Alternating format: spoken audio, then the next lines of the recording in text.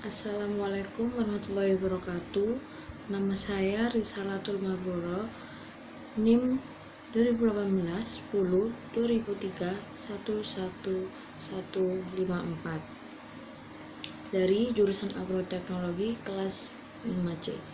Pada kesempatan hari ini saya akan memaparkan mengenai analisis kesesuaian lahan dari beberapa aspek, yaitu di dalam aspek filosofi, analisis kesesuaian lahan dilakukan untuk menilai kesesuaian lahan pada lahan yang memiliki kelas kemampuan lahan yang memungkinkan untuk budidaya.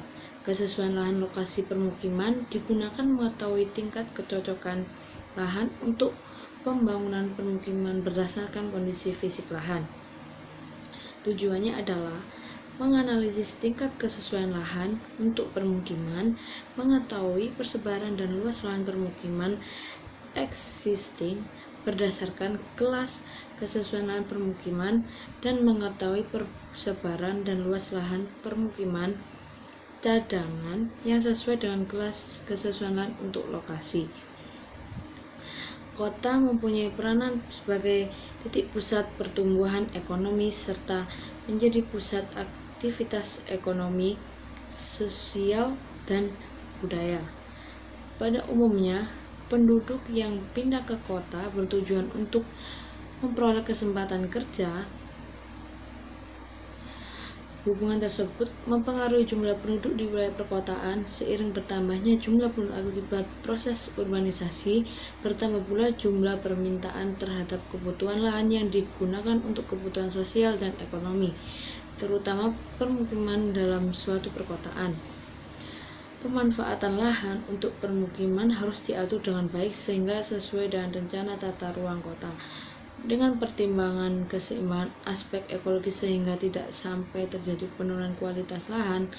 Penerapan sistem informasi geografis dalam evaluasi kesesuaian lahan permukiman akan mempermudah dan mempercepat proses analisis data. Sistem informasi geografis memiliki kemampuan dalam input, editing, dan analisis data, baik data grafis maupun data atribut, secara tepat dan akurat. Selain itu, pemanfaat sistem informasi geografis sangat penting terutama dalam hal efisiensi tenaga dan waktu. Aspek sosial dan ekonomi lebih mengutamakan pada kesejahteraan masyarakat. Namun demikian, upaya keselarasan dua kepentingan tersebut menjadi hal yang penting guna dapat memberikan manfaat yang berkesinambungan. Berikutnya, analisis lahan juga harus memperhatikan aspek-aspek keagamaan seperti memilih lahan yang tidak dianggap keramat atau suci bagi agama kelompok tertentu. Dan ada juga aspek hukum. Pada Undang-Undang Republik Indonesia Nomor 1 Tahun 2011 tentang perumahan dan kawasan permukiman, permukiman adalah bagian dari lingkungan hunian yang terdiri atas lebih dari satu satuan perumahan yang mempunyai prasarana, sarana, utilitas umum, serta mempunyai penunjang kegiatan fungsi lain kawasan perkotaan atau kawasan perdesaan. Dan kawasan permukiman adalah bagian dari lingkungan hidup di luar kawasan lindung, baik berupa kawasan perkotaan maupun pedesaan, yang berfungsi sebagai lingkungan tempat tinggal atau lingkungan hunian dan tempat kegiatan yang mendukung kehidupan dan penghidupan. Kawasan permukiman didominasi oleh lingkungan hunian dengan fungsi utama sebagai tempat tinggal yang dilengkapi dengan prasarana dan sarana lingkungan tempat bekerja yang memberi pelayanan dan kesempatan kerja terbatas yang mendukung kehidupan dan penghidupan.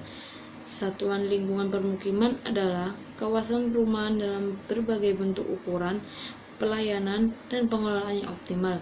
Prasarana lingkungan permukiman adalah kelengkapan dari fisik lingkungan yang memungkinkan lingkungan permukiman dapat berfungsi sebagai mestinya.